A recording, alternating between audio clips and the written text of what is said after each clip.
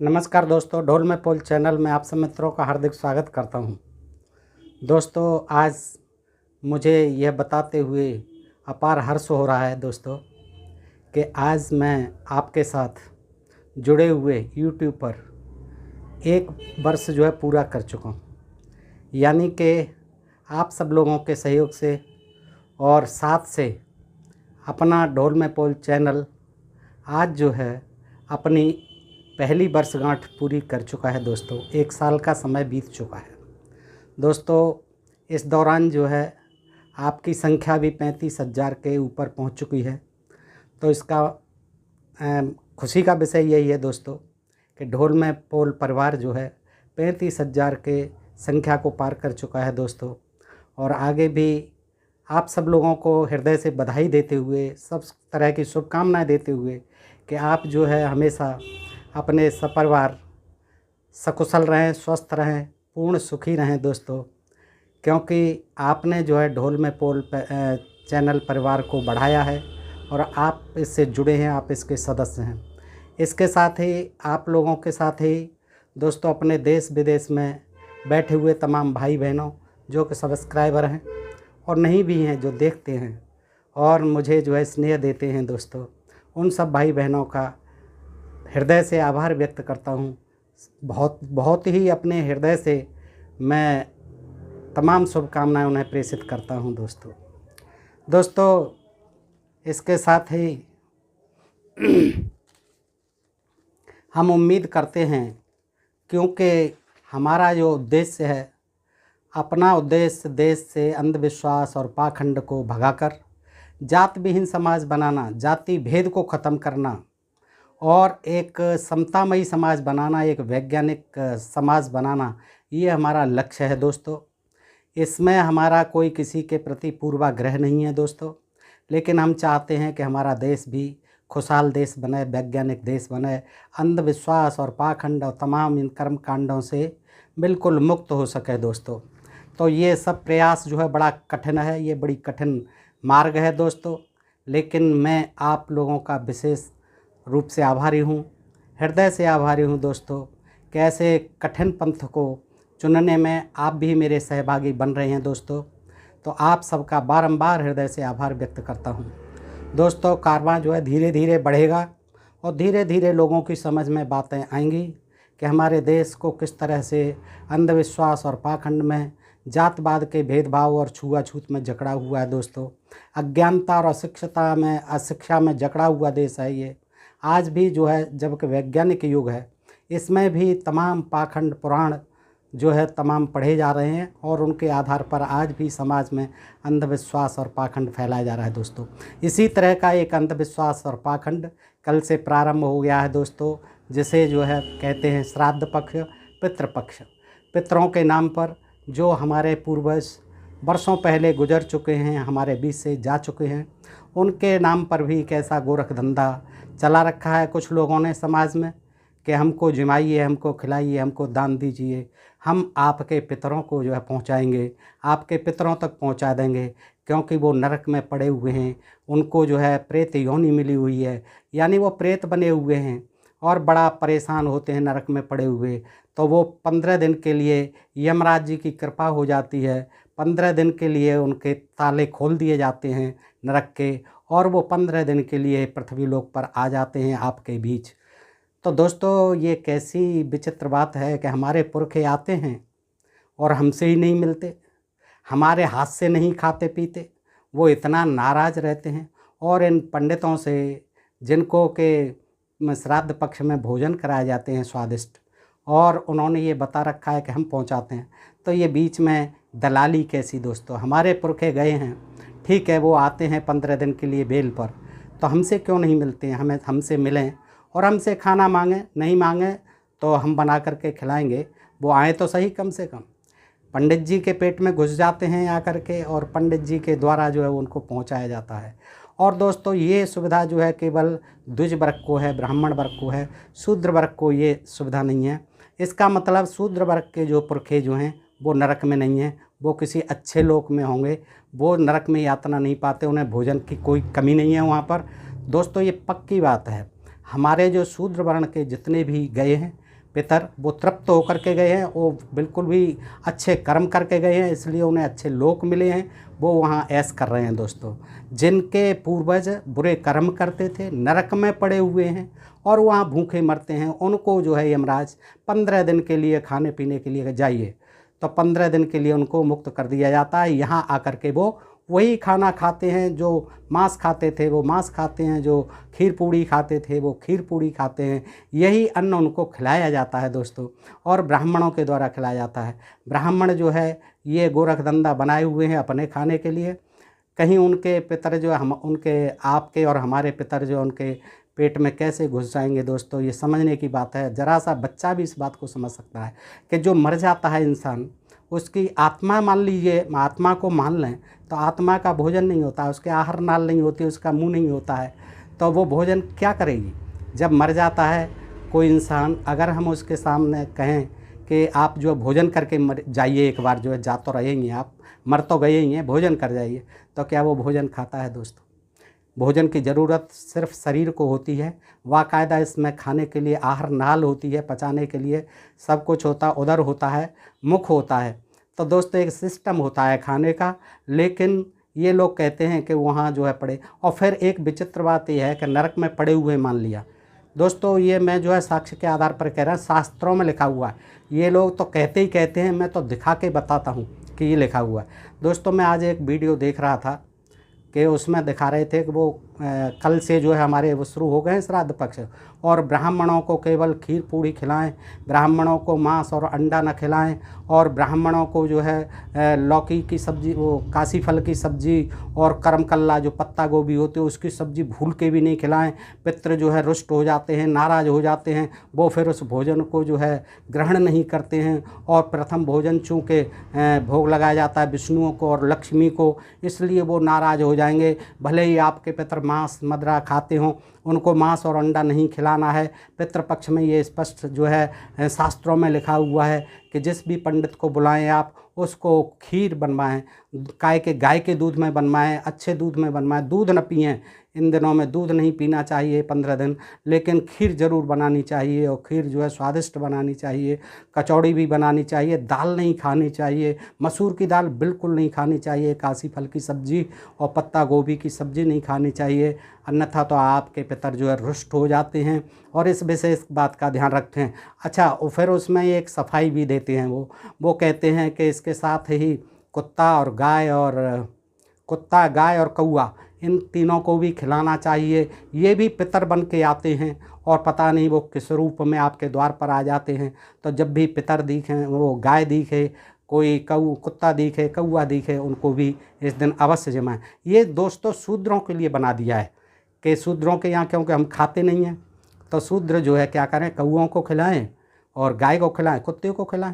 ये जो है ये शास्त्रों में लिखी हुई है। बार बार वो ये कह रहे थे शास्त्रों में लिखी हुई है, शास्त्रों में लिखी, और कोई शास्त्र उनका था नहीं, वो खुद भी नहीं दिख रहे थे, लिखी हुई पढ़ रहे थे, लेकिन बार बार इसी बात पर जोर दे रहे थे। और इसके अलावा जो है उनको तमाम दान दें, और जो दान देंगे वो आपके पितरों तक पहुंच जाएगा, क्योंकि वहाँ बड़ी यातनाएं उनको सहनी पड़ती हैं। तो दोस्तों इसको देखिए, ताज्जुब की बात यह है कि उसमें 2 दिन में 10 लाख से ऊपर व्यूज़ हो गए। अब मैं समझता हूँ अब तो 15 लाख हो गए होंगे। तो दोस्तों हमारे देश के तथाकथित पढ़े लिखे लोग भी, बड़े बड़े वैज्ञानिक, इंजीनियर, वकील, जज और मंत्री, संतरी, विधायक, सांसद, सब कितने अंधविश्वासी हैं, कितने अंधविश्वासी हैं कि बाकायदा पंपलेट छप रहे हैं, बड़े बड़े फंक्शन हो रहे हैं कि पिताजी के नाम पर हम श्राद्ध कर रहे हैं, भंडारा कर रहे हैं। दोस्तों इस तरह की बात है। अगर आप अपने जिंदे में पिताजी को, माताजी को खूब भोजन खिलाएं, उनको जो है तृप्त करके भेजें, तो उनको क्या ज़रूरत पड़ेगी। और अब वो कौन सा खाने आ रहे हैं दोस्तों, कितना बड़ा अंधविश्वास और पाखंड है। उनको छाता दीजिए, उनको सही से बेड शीट दीजिए, बेड दीजिए, छाता दीजिए, जूते दीजिए पंडित जी को, और तमाम जो है वो पहुंचा देंगे वहाँ पर। तो दोस्तों ये कोई अनपढ़ आदमी भी, अशिक्षित आदमी भी, मूर्ख से मूर्ख आदमी भी समझ सकता है कि ये सब इनका गोरख धंधा है। लेकिन दोस्तों ताज्जुब की बात है कि ढोल में पोल जो है सप्रमाण जो है इन चीज़ों को बताता है, लेकिन जो वैसे ही कहते रहते हैं शास्त्रों में लिखा, शास्त्र कहते हैं, शास्त्र कहते हैं, उन पर आंख बंद करके जो लोग विश्वास करते हैं। और हम जब प्रमाण सहित भी पढ़ते हैं तो भी हमें इतना नहीं देखते लोग, इतने व्यूज़ नहीं आते। और जो है दोस्तों फिर भी कहते हैं कि आप गलत कह रहे हैं, आप बिल्कुल प्रमाण सहित नहीं कह रहे। दोस्तों ये अंधविश्वास और पाखंड है। खैर दोस्तों, आज हम मेन टॉपिक पर आते हैं कि ये कथा जो मैं बता रहा हूँ श्राद्ध पक्ष की, ये जो है बड़ी विचित्र है दोस्तों। इसको आप सुन लें। और इसमें देखिए गरुड़ एक पक्षी है, बाज पक्षी होता है, जिसे कि कृष्ण का और विष्णु का वाहन बताया जाता है। और देखिए इन्होंने जो है पक्षियों को, देवताओं को, सबको जो है अपना मीडिएटर बना रखा है, अपना दलाल बना रखा है, अपना प्रचारक बना रखा है। इन ग्रंथों में यही लिख रखा है। ब्राह्मणों ने ब्राह्मणों के लिए, हितों के लिए सब कुछ लिख रखा है दोस्तों। और ये मैं नहीं कहता, इनको पढ़ेंगे तो आप मालूम पड़ जाएगा। देखिए गरुड़ को क्या मतलब है श्राद्ध पक्ष से, और श्री कृष्ण जी को क्या मतलब है श्राद्ध पक्ष से। श्री कृष्ण जी ने तो इंद्र का विरोध किया था, और वो जो है गोवर्धन की पूजा करा दी थी, उनका यज्ञ बंद करा दिए थे, वैदिक यज्ञों का बिल्कुल जो है उन्होंने बहिष्कार कर दिया था। श्री कृष्ण जी तो अनार्यों के नेता थे दोस्तों, आदिवासी थे, अहीर थे, गोप थे, जंगल के वासी थे। स्पष्ट कहते हैं प्रमाण, मैं नहीं कहता हूँ, यही ग्रंथ कहते हैं सारे। तो उनको क्या लेना देना। लेकिन पूरा ये गरुड़ पुराण जो है दोस्तों श्री कृष्ण द्वारा ही भर दिया।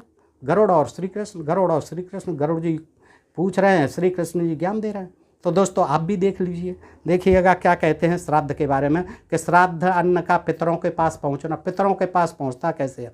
और दृष्टांत रूप में देवी सीता द्वारा भोजन करते हुए ब्राह्मण के शरीर में महाराज दशरथ आदि का दर्शन करना। देखिए ब्राह्मण के शरीर में, अरे राम जी के शरीर में क्यों नहीं आए, वो सीता के शरीर में क्यों नहीं आए। ब्राह्मण से क्या रिश्तेदारी थी, हमारे पुरखों की क्या रिश्तेदारी है जो इनके पेट में आते हैं।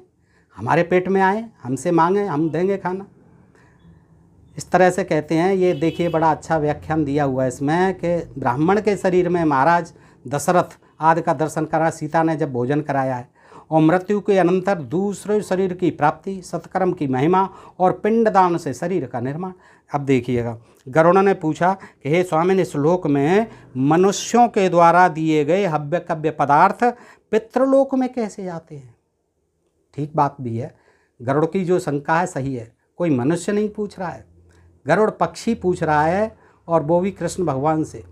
क्या कि हे स्वामिन, इस श्लोक में मनुष्यों के द्वारा दिए गए हव्य कव्य पदार्थ पितृलोक में कैसे जाते हैं। ठीक भी है, नरक लोक में कैसे जाते हैं। पितृलोक का मतलब नरक लोक ही है दोस्तों। ये जो जितने भी श्राद्ध कराते हैं ये नरकवासियों के लिए कराते हैं। ये आगे आ रहा है इसी विवरण में, देखिएगा। उनको प्राप्त करने वाला कौन है। जो हव्य कव्य पदार्थ दिए जाते हैं ब्राह्मणों को, उनको प्राप्त करने वाला कौन है।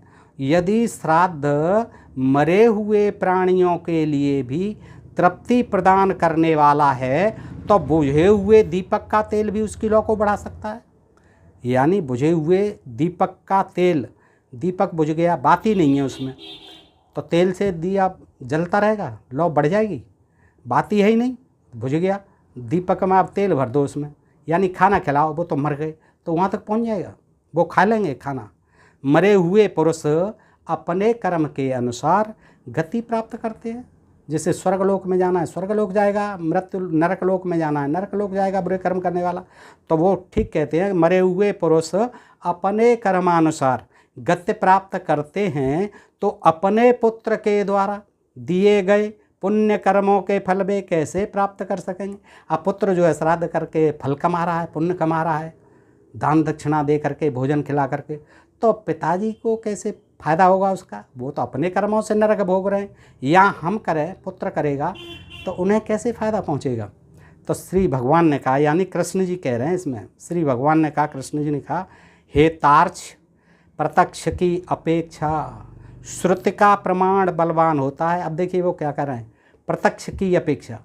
कहते तो यह है कि प्रत्यक्ष के लिए प्रमाण की क्या आवश्यकता है। जो सामने दिख रहा है स्पष्ट प्रत्यक्ष है, उसके लिए प्रमाण की क्या आवश्यकता है। लेकिन देखिए श्री कृष्ण जी क्या कहलवा रहे हैं, श्री कृष्ण के मुख से क्या कहलवा रहे हैं ये लेखक के, हे तार्क्ष, प्रत्यक्ष की अपेक्षा श्रुति का प्रमाण बलवान होता है। श्रुत माने सुनी सुनाई बात, सुनी सुनाई बात का ज़्यादा महत्व होता है। श्रुत से प्राप्त हुए ज्ञान का स्वरूप, यानी श्रुत यानी सुनी हुई बात को, बात का ज्ञान अमृतादि के समान होता है। सुनी सुनाई बातों का ज्ञान ज़्यादा होता है। श्राद्ध में उच्चरित पितरों के नाम बोले गए, पिताओं के नाम बोले जाते हैं, और गोत्र बोले जाते हैं। हव्य कव्य के प्रापक हैं, वही उसके प्रापक हैं, प्राप्त करता हैं। भक्ति पूर्वक पढ़े गए मंत्र श्राद्ध के प्रापक होते हैं। हे सुपर्ण, ये अचेतन मंत्र कैसे उस श्राद्ध को प्राप्त करा सकते हैं, इस विषय में तुम्हें संशय नहीं रखना चाहिए गरुड़ जी। अस्तु, इसे समझने के लिए मैं तुम्हें दूसरा प्रापक बता रहा हूँ। समझ तो आए आपकी कैसे ही, फिर बता रहा हूँ। अग्निस्वात्त आदि पितृगण उन पितरों के राजपद पर नियुक्त हैं। यानी अग्निस्वात्त आदि पितृगण, कुछ पितृगण जो है उनके भी ऊपर बनाए हुए हैं, मुखिया बनाए हुए हैं। जैसे कि जेलों में होते हैं कुछ जो है पुराने कैदी, वो जो है सुपरवाइजर बना दिए जाते हैं, उनके वो अंडर में सारे कैदी काम करते हैं। ऐसे ही वहाँ भी जेल खाना तो है ही नरक एक तरह से, तो वहाँ भी कुछ पितृगण राजपद पर नियुक्त हैं, उन पितरों के अधिकारी बने हुए हैं। समय आने पर विधिवत प्रतिपादित अन्न अभीष्ट पितृ पात्र में पहुँच जाता है। जहाँ वो अजीब रहता है वहाँ नाम गोत्र और मंत्र ही उस दान दिए गए अग्नि को ले जाते हैं। जो पंडित जी खाते हैं और जब वो हवन कराते हैं नाम गोत्र आदि लेके, बस समझ लो कि बस नाम पता हो गया, ईमेल एड्रेस हो गया, वहीं पहुंच जाता है वो भोजन पंडित जी को जो खिलाया है, जो सामान दिया है। सतसह योनियों में जो जीव जिस योनि में रहता है उस योनि में उसे नाम गोत्र के उच्चारण से तृप्ति प्राप्त होती है। अब नाम गोत्र का वहाँ क्या मतलब है, नाम गोत्र तो यहीं रह गए, अब वहाँ भी यही नाम गोत्र चल रहे हैं, वहाँ भी जातिवाद चल रहा है, ब्राह्मण और ये सारी चीज़ें, क्षत्रिय वैश्य शूद्र, वो कह रहे हैं कि नाम गोत्र के उच्चारण से उनकी तरफ वहाँ पहुँच जाता है। उसी संस्कार करने वाले व्यक्ति के द्वारा कुछ आच्छादित पृथ्वी पर दाहिने कंधे पर यज्ञोपवीत करके दिए गए 3 पिंड उन पितरों को संतुष्टि प्रदान करते हैं। इसका मतलब ये केवल ब्राह्मणों के लिए लिखा हुआ है, ब्राह्मणों तो कन्या को पहनना ही यज्ञोपवीत, और यज्ञोपवीत करके ये सब कर्म करना है। पितर जिस योनि में जिस आहार वाले होते हैं, देखिए ध्यान देने की बात, पितर जिस योनि में जिस आहार वाले होते हैं उन्हें श्राद्ध के द्वारा वहाँ उसी प्रकार का आहार प्राप्त होता है। अब वहाँ उस प्रकार का आहार कहाँ प्राप्त होता है, यहाँ तो कहते हैं कि केवल खीर पूड़ी खिलाओ, खीर पूड़ी ही खाते हैं, मांस और अंडा बिल्कुल मत खिलाओ, और काशी फल की सब्जी और पत्ता गोभी की सब्जी बिल्कुल मत खिलाओ, नहीं तो पितर रुष्ट हो जाते हैं। और यहाँ कह रहे हैं कृष्ण भगवान कि पितर जिस योनि में जिस आहार वाले होते हैं उन्हें श्राद्ध के द्वारा वहाँ उसी प्रकार का आहार प्राप्त होता है। गायों का झुंड तितर बितर हो जाने पर भी बछड़ा अपनी माता को जैसे पहचान लेता है, वैसे ही वह जीव जहाँ जिस योनि में रहता है वहाँ पितरों के निमित्त ब्राह्मण को कराया गया श्राद्धान्न स्वयं उसके पास पहुँच जाता है। देखिए जिस तरह से बछड़ा कोई बिछड़ जाता है गायों के झुंड से, फिर भी जो बछड़ा होता है उस गाय को पहचान ही लेता है कहीं ना कहीं से।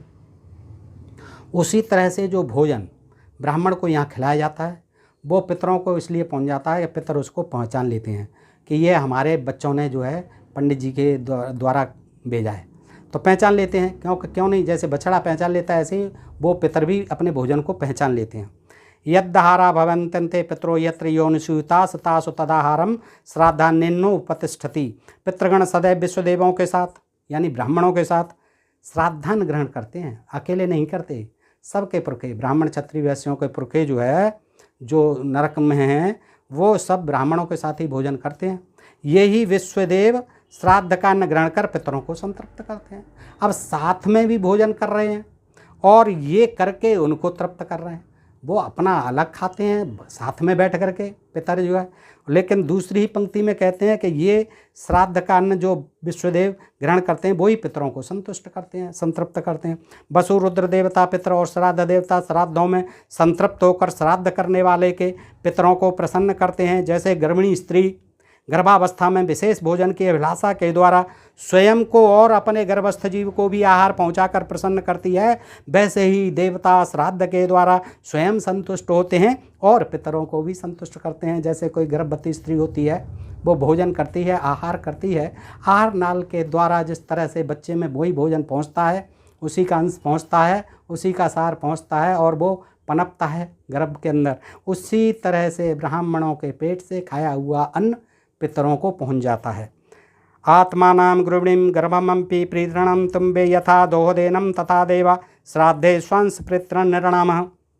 श्राद्ध का समय आ गया है ऐसा जानकर प्रसन्नता होती है, पितरों को बहुत प्रसन्नता होती है कि आ गया श्राद्ध का समय। वे परस्पर ऐसा विचार करके उस श्राद्ध में मन के समान तीव्र गति से आ पहुँचते हैं, आ जाते हैं, मन के समान तीव्र गति से आ जाते हैं पितृलोक से।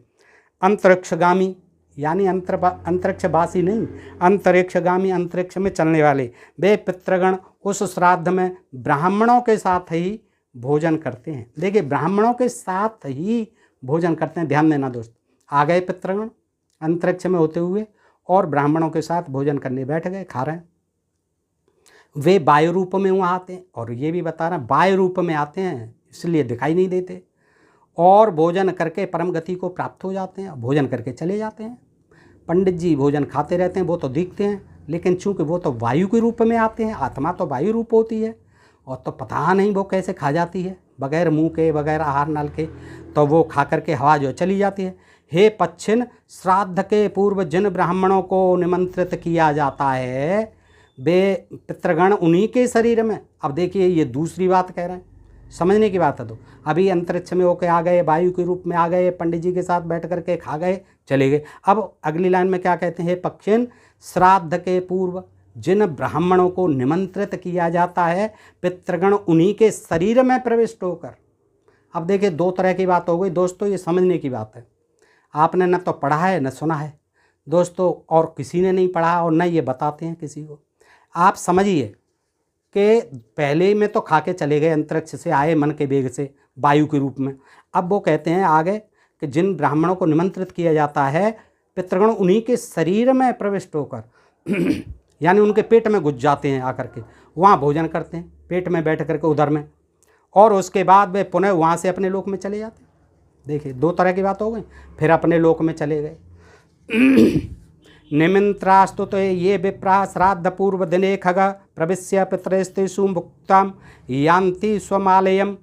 यदि श्राद्ध करता श्राद्ध में एक ही ब्राह्मण को निमंत्रित करता है तो उस ब्राह्मण के उदर भाग में, देखिए ध्यान देने की बात है दोस्तों, ये आज तक आपने नहीं देखा होगा, आज देख लीजिए ध्यान से और इसका महत्व समझ लीजिए। क्या बात है, ये श्राद्ध क्यों किए जाते हैं कि यदि श्राद्ध करता श्राद्ध में एक ही ब्राह्मण को निमंत्रित करता है तो उस ब्राह्मण के उदर भाग में यानी पेट में पिता, हमारे पूर्वज पिता आते हैं, और बाएं भाग में पिता में हमारे बाबा आते हैं, और दक्षिण पार्श्व में दक्षिण भाग में प्रपिता में यानी उनके भी पिता, बाबा के भी पिता यानी प्रपिता में आते हैं, और पीठ के भाग में पिंड भक्षक पितर रहता है। अब ये पता नहीं कौन सा पिंड भक्षक है, जो पिंड खाता है वो पितर रहता है, पीठ में पंडित जी की में घुस जाता है, यानी पेट में पिता, उधर भाग में पिता घुस गए हमारे, और वाम पार्श्व में पिता में बाबा आके घुस गए, दक्षिण भाग में उनके भी पिताजी आके घुस गए प्रपिता,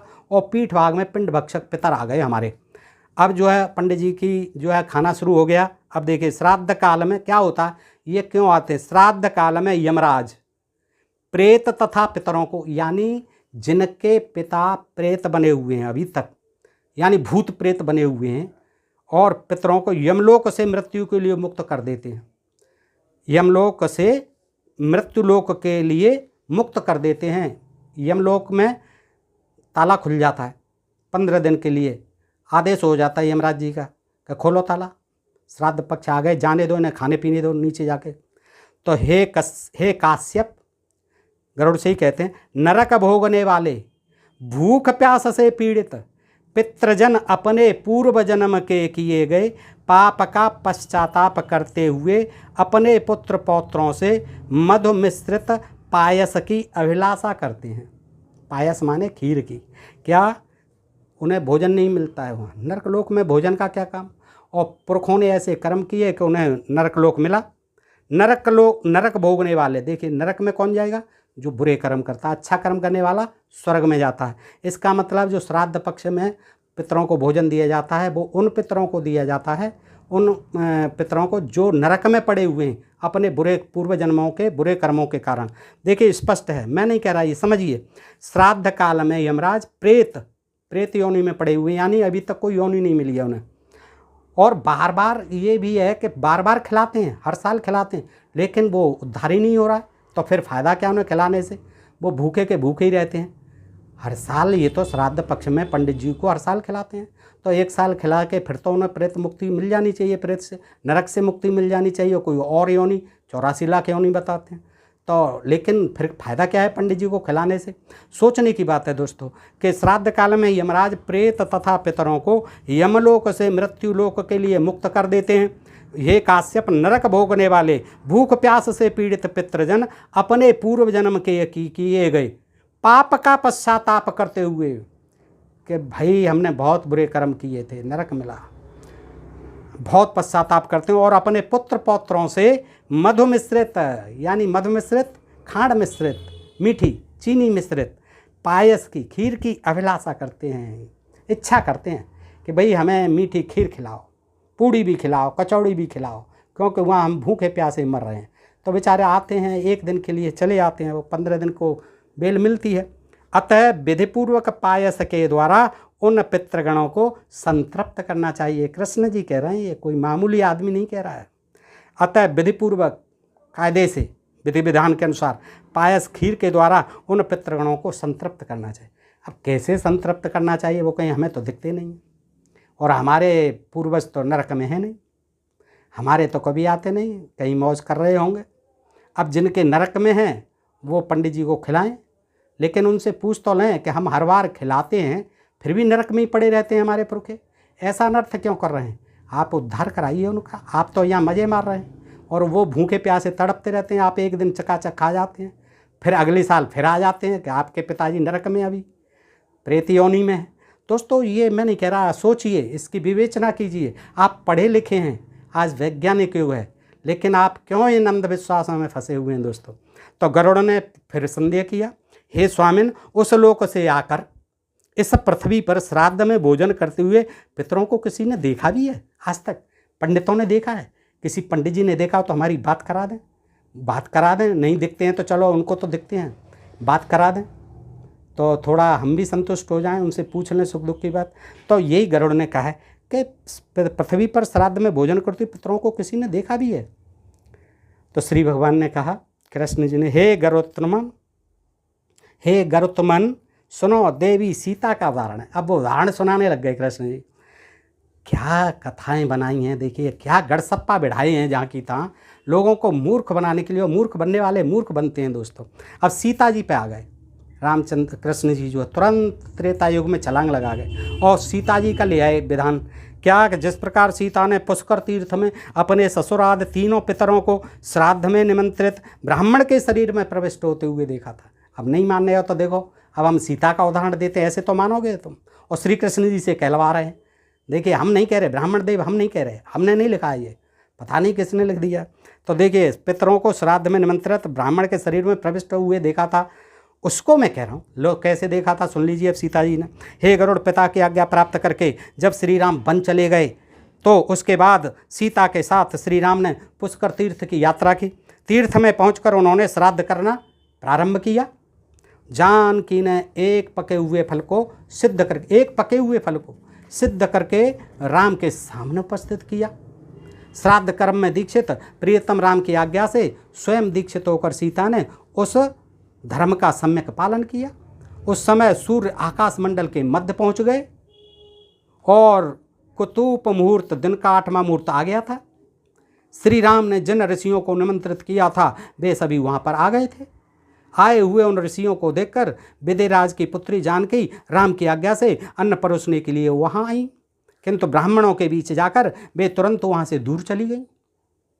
ब्राह्मण निमंत्रण पाकर के जीमने आ गए और सीता जी जो है उनको देखते ही चली गई दूर और लताओं के मध्य छिपकर बैठ गई। लताओं के मध्य, बेलों के मध्य जाकर के बैठ गई छिपके। सीता एकांत में छिप गई हैं। इस बात को जानकर श्री राम ने यह विचार किया कि ब्राह्मणों को बिना भोजन कराए साध्वी सीता लज्जा के कारण कहीं चली गई होंगी। पहले मैं इन ब्राह्मणों को भोजन करा लूँ, फिर उनका अन्वेषण करूँगा, फिर खोज करूँगा ये चली कहाँ गई। चलो पहले ब्राह्मणों को भोजन तो मैं ही करा देता हूँ। ऐसा विचार कर श्री राम ने स्वयं उन ब्राह्मणों को भोजन कराया। पता नहीं ब्राह्मणों पर भोजन कराने के अलावा कोई और काम भी रहता था।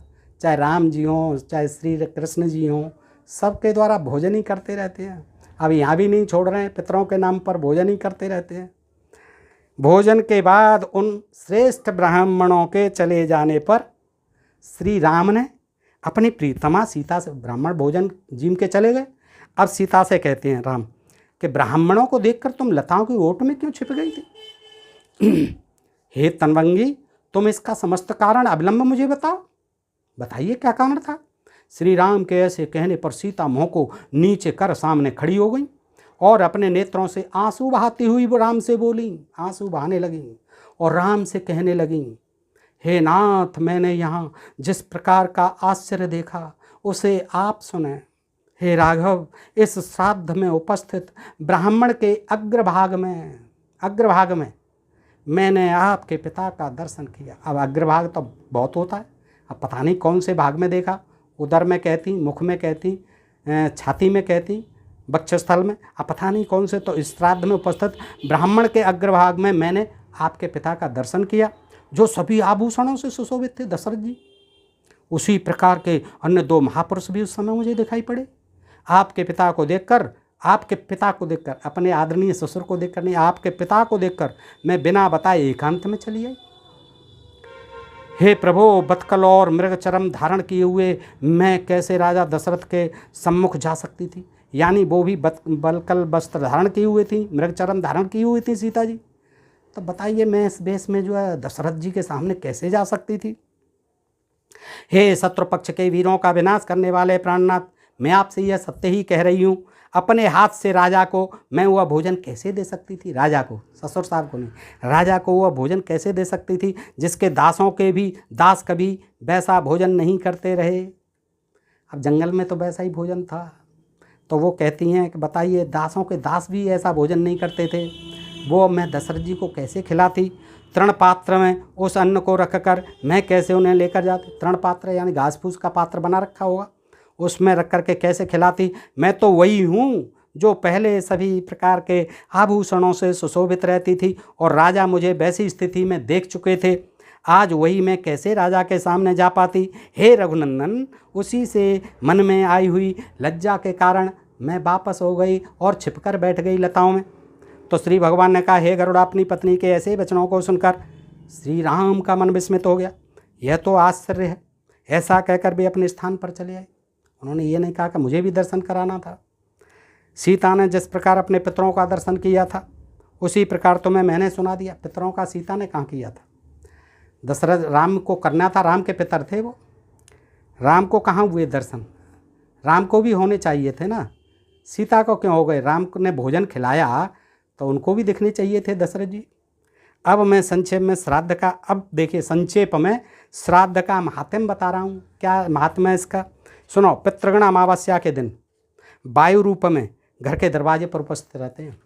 देखिए, वायु रूप में घर के दरवाजे पर उपस्थित हो जाते हैं और अपने स्वजनों से श्राद्ध की अभिलाषा करते हैं। मांगते नहीं हैं, दिखते भी नहीं हैं, लेकिन वायु रूप में घूमते रहते हैं और श्राद्ध की अभिलाषा करते हैं। जब तक सूर्यास्त नहीं हो जाता तब के वे भूख प्यास से व्याकुल होकर खड़े रहते हैं। भूख प्यास से व्याकुल होकर के खड़े रहते हैं। सूर्यास्त हो जाने के पश्चात वे निराश होकर दुखित मन से अपने वंशजों की निंदा करते हैं कि ये तो भूखे प्यासे ही रखा है, इन्होंने पूछा भी नहीं मुझे, और लंबी लंबी सांस खींचते हुए अपने अपने लोगों को चले जाते हैं, वापस चले जाते हैं। अतः प्रत्यन पूर्वक अमावस्या के दिन श्राद्ध अवश्य करना चाहिए। अमावस्या के दिन सब पितृ होता है, सर्वपितृ श्राद्ध होता है, इसलिए उस दिन तो सबको ही कर देना चाहिए। यदि पितृजनों के पुत्र और बंधु बांधव उनका श्राद्ध करते हैं और गया तीर्थ में जाकर इस कार्य में प्रवृत्त होते हैं, गया तीर्थ में जाकर के, तो उन्हीं पितरों के साथ ब्रह्मलोक में निवास करने का अधिकार प्राप्त कर लेते हैं। लेकिन ब्रह्मलोक में चले जाते हैं एक बार, तो फिर बार बार क्यों आ जाते हैं नरकलोक में?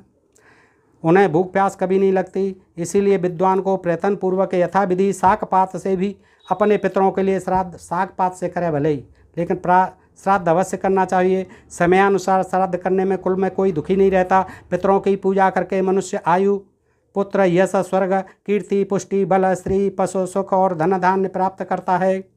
देव कार्य से भी पितृ कार्य का विशेष महत्व है। देवताओं से पहले पितरों को प्रसन्न करना अधिक कल्याणकारी है। जो लोग अपने पितृगण, देवगण, ब्राह्मण तथा अग्नि की पूजा करते हैं, वे सभी प्राणियों के अंतरात्मा में समाविष्ट मेरी ही पूजा करते हैं। यानी पितर तो हमें दिखते ही नहीं हैं, फिर भी उनकी पूजा हो गई। और ब्राह्मण तो साक्षात दिखते हैं, उनकी पूजा हो गई। और कृष्ण जी भी दिखते नहीं हैं, फिर भी उनकी भी पूजा हो गई, कह रहे हैं। शक्ति के अनुसार विधिपूर्वक श्राद्ध करके मनुष्य ब्रह्म पर्यंत समस्त चराचर जगत को प्रसन्न, हम तो ठीक है प्रसन्न हो गए, चराचर हो गए, सभी सुखी हो गए, उनको फिर आना है अगले साल, फिर वो नरक में यातना भोगते रहेंगे। उनका उद्धार क्यों नहीं होता है? अगली बार नहीं आना चाहिए, एक बार में ही उन्होंने तृप्ति हो जानी चाहिए और उनका उद्धार हो जाना चाहिए, दूसरी योनि में चला जाने। इतने बुरे कर्म थोड़े किए थे, अगर बुरे कर्म किए हो तो सज़ा यहाँ भोगते, सज़ा यहाँ मिलती। उस लोक में कौन रखा है, कौन सुन रहा है, किसके साथ में कौन सा न्यायालय बना हुआ है? तो दोस्तों ये मनगढ़ंत बातें हैं। हे आकाश चारण गरुड़, मनुष्यों के द्वारा श्राद्ध में पृथ्वी पर जो अन्न बिखेरा जाता है, उससे जो पितर पिशाच योनि में उत्पन्न हुए हैं वे संतृप्त होते हैं, पिशाच योनि में पड़े हुए हैं, प्रेत पड़े हुए हैं। श्राद्ध में स्नान करने से भीगे हुए वस्त्रों द्वारा जो जल पृथ्वी पर गिरता है, उससे वृक्ष योनि को प्राप्त पितरों की, जो वृक्ष बन गए हैं उन पितरों की संतुष्टि होती है। जो कपड़े छिटके जाते हैं, धो करके सुखाए जाते हैं, उस समय जो गंध और जल भूमि पर गिरता है, उससे देवत्व योनि को प्राप्त पितरों को सुख प्राप्त होता है। पश्चिमी संसार में श्राद्ध के निमित्त जो कुछ भी अन्न धन आदि का दान अपने बंधु बांधवों के द्वारा दिया जाता है, वह सब पितरों को प्राप्त होता है। जो भी दान आप करते हैं पितरों को पहुंच जाता है। अन्न जल और सागपात आदि के द्वारा यथा सामर्थ्य जो श्राद्ध किया जाता है, वह सब पितरों की तृप्ति का हेतु है। तुमने इस विषय में जो कुछ पूछा था वह सब मैंने तुम्हें बता दिया। तो दोस्तों इस तरह से श्री कृष्ण जी ने गरुड़ को बताया है और ये मैंने आपको सुनाया है गरुड़ पुराण से। दोस्तों ये गीता प्रेस गोरखपुर। दोस्तों हम ये नहीं कहते कि ये शास्त्रों में लिखा हुआ है, ये लोग जो है शास्त्रों में लिखा हुआ कह करके छुट्टी पा जाते हैं, कहीं नहीं दिखाते कहाँ लिखा हुआ है। लेकिन दोस्तों हम आपको बताते हैं, दिखाते हैं, सब प्रमाण दिखाते हैं, फिर भी लोग यकीन नहीं करते हैं। भाई अब इसके लिए तो कुछ किया नहीं जा सकता, क्योंकि अंधविश्वास और पाखंड की जड़ें बहुत गहरी समाई हुई हैं, वो बहुत मुश्किल से कट पाएंगी दोस्तों। लेकिन खैर हम प्रयत्नशील रहेंगे आपके साथ। आइए ढोल में पोल चैनल को सब्सक्राइब करते रहिए। दोस्तों आज के लिए इतना ही। सुनने के लिए आप सबका हृदय से आभार। नमस्कार, जय हिंद, जय भारत दोस्तों।